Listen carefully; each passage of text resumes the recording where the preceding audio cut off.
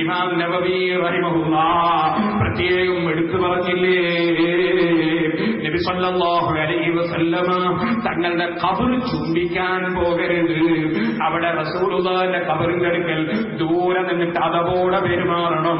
ഖബർ ചുംബിക്കരുത്, ഖബർ തടയരുത് എന്ന് ഈവാഹിലെ ഇമാം നബവി റഹിമഹുല്ലാഹ് പറഞ്ഞപ്പോ ഈ തടകലും ചുംബിക്കലുമാണ് ബറക്കത്ത് എന്ന് ആരും ചിന്തിച്ചു പോകരുതെന്ന് പറഞ്ഞുകൊണ്ട് ബഹുമാനപ്പെട്ട ഇമാം നബവി റഹിമഹുല്ലാഹ് ഈവാഹിൽ വിവരിച്ചു.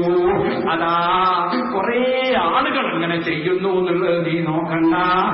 ഇല്ലത്തു സാലിഹീൻ കൊണ്ട് അതേ ശരിയായ സുന്നത്തിന്റെ നടപടിക്രമത്തിലേക്ക് നീങ്ങി റസൂലുള്ളാഹി സ്വല്ലല്ലാഹു അലൈഹി വസല്ലമ തങ്ങളിൽ നിന്ന് ഒരു കുറച്ച് ദൂരെയായി അതവോടെ ഗുരുത്വത്തോടെ പോയി റസൂലുള്ളാഹി സ്വല്ലല്ലാഹു അലൈഹി വസല്ലമ തങ്ങൾ കിടക്കുന്ന ഖബറിന്റെ താഴ്ഭാഗത്തെ നോക്കി നിന്ന് അതും കൈ നിസ്കാരത്തിൽ കെട്ടുന്നത് പോലെ അടക്കത്തോടെ വെച്ച് വളരെ ബഹുമാനാദരവോടെ ഖബറിന്റെ അടുത്ത് പോയി നിന്ന് നീ സിയാറത്ത് ചെയ്തോ, നീ ഖബർ തൊടാൻ പോകണ്ട, നീ ഖബർ ചുംബിക്കാൻ പോകണ്ട എന്ന് പറഞ്ഞുകൊണ്ട് ഇമാം നബവി അവിടെ പറഞ്ഞൊരു വാചകമാണ്, ഓ മനുഷ്യ, ആളുകൾ കുറച്ചേ നിന്റെ കൂടെ ഉള്ളൂ എന്ന് നീ നോക്കണ്ട.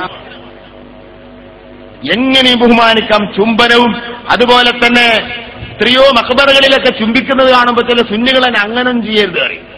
മഖബറ ചുംബിക്കുന്നതിന് ഒരു തകരാറുമില്ല. മന്ദൂബുൻ ഇൻദ റംലി ഇസ്മുദ്ദീനയിൽ കാണാം, അത് സുന്നത്തായ കർമ്മമാണ്. ഇമാം റംലി തങ്ങൾ അത് പറഞ്ഞിരിക്കുന്നു.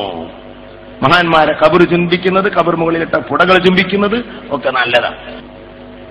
എങ്ങനെ ബഹുമാനിക്കാം ചുംബനവും. അതുപോലെ തന്നെ എത്രയോ മഖബറകളിലൊക്കെ ചുംബിക്കുന്നത് കാണുമ്പോൾ ചില സുന്നികളെ അങ്ങനെ ചെയ്യരുത് അറിയും. ഖബർ ചുംബിക്കരുത്, ഖബർ തടകരുത് എന്ന് ഈവാഹിലെ ഇമാം നബവി റഹിമഹുല്ലാഹ് പറഞ്ഞപ്പോ ഈ തടകലും ചുംബിക്കലുമാണ് ബറക്കത്ത് എന്ന് ആരും ചിന്തിച്ചു പോകരുത്. മഖബറ ചുംബിക്കുന്നതിന് ഒരു തകരാറുമില്ല.